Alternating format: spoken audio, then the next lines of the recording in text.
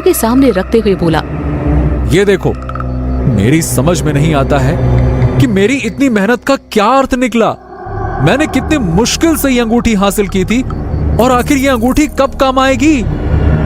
मैं कब इस संसार का सबसे शक्तिशाली व्यक्ति बनूंगा? कब कब कब?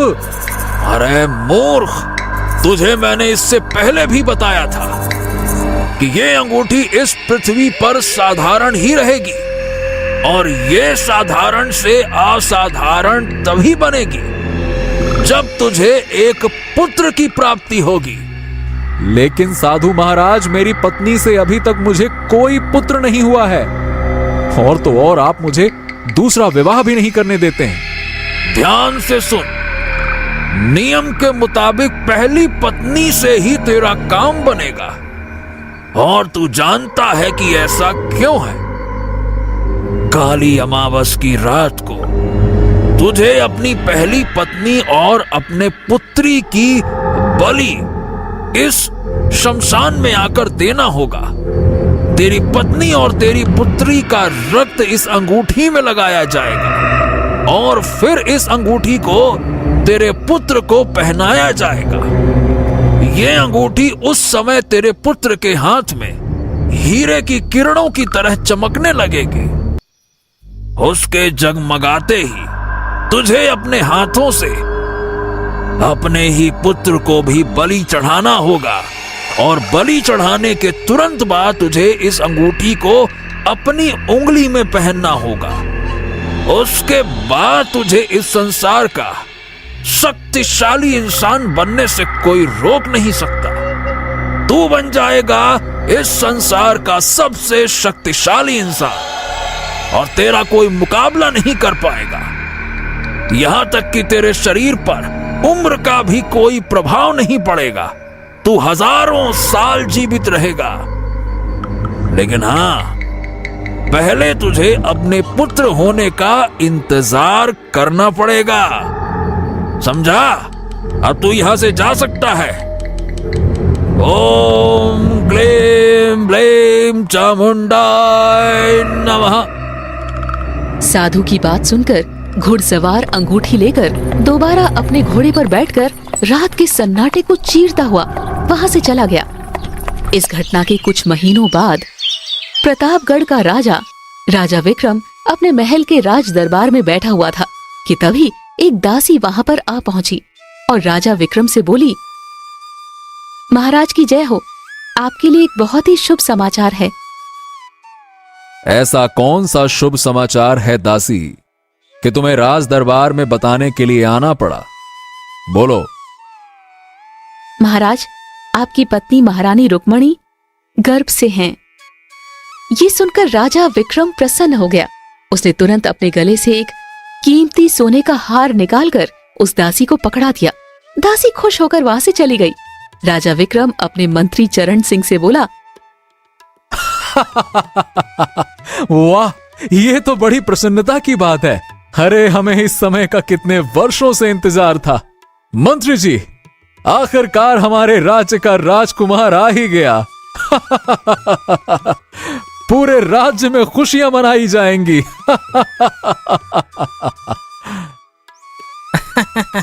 सही कहा महाराज, यह तो बड़ी प्रसन्नता की बात है।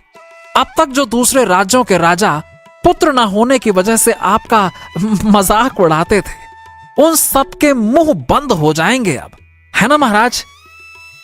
तभी वहां बैठे राजगुरु राजा विक्रम की ओर देखकर मुस्कुराते हुए बोले, अब महाराज, आपने पुत्र के लिए कई वर्षों इंतजार किया है। मुझे लगता है कि आपको अपनी ये खुशी प्रजा में भी बांटनी चाहिए। आप सही कहते हैं राजगुरु।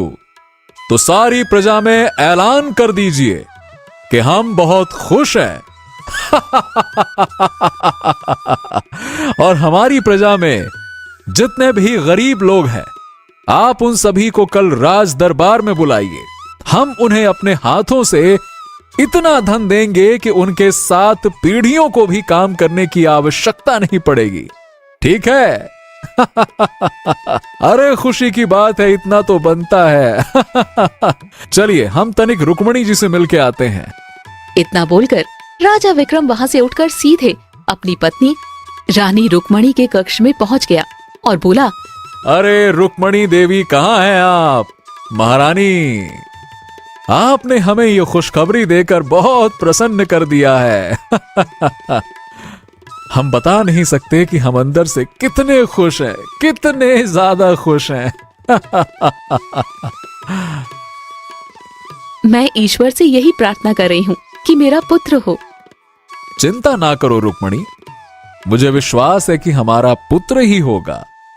तभी राजा विक्रम के कक्ष में राजगुरु आकर बोले, महाराज, मैंने अपनी शक्ति का उपयोग करके पता लगा लिया है कि महारानी का पुत्र का ही योग बन रहा है।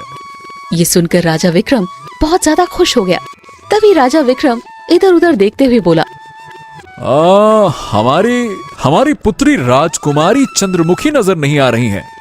आखिर उसे भी तो पता चलना चाहिए कि उसका एक भाई इस संसार में आने वाला है। कहाँ है राजकुमारी जी? महाराज, आपको तो पता है कि आपकी पुत्री राजकुमारी चंद्रमुखी को शिकार का कितना शौक है। वो इस समय जंगल में शिकार पर जाने की तैयारी कर रही हैं। राजगुरु की बात सुनकर राजा विक्रम तुरंत अपने महल से बाहर आ गया। राजा विक्रम ने देखा कि उनकी पुत्री 2 सैनिकों के साथ शिकार पर जाने की तैयारी कर रही थी। अपने पिता राजा विक्रम को देखकर राजकुमारी चंद्रमुखी मुस्कुराते हुए बोली, पिताजी, आज आपके चेहरे पर तो कुछ अलग ही प्रसन्नता दिखाई दे रही है। तुम बिल्कुल सही कह रही हो राजकुमारी चंद्रमुखी। अरे बात ही कुछ ऐसी है।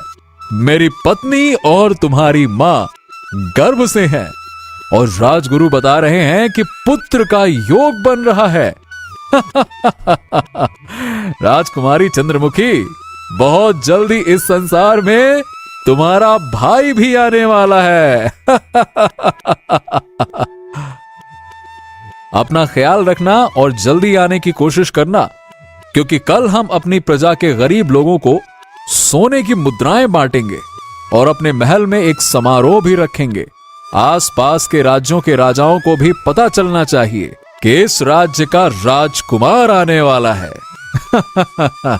समारोह में तुम्हारा उपस्थित होना अति आवश्यक है, ठीक है? ये तो बहुत अच्छी बात है पिताजी। आप काफी वर्षों से पुत्र होने का ही इंतजार कर रहे थे। अच्छा, मैं शिकार पर जा रही हूँ।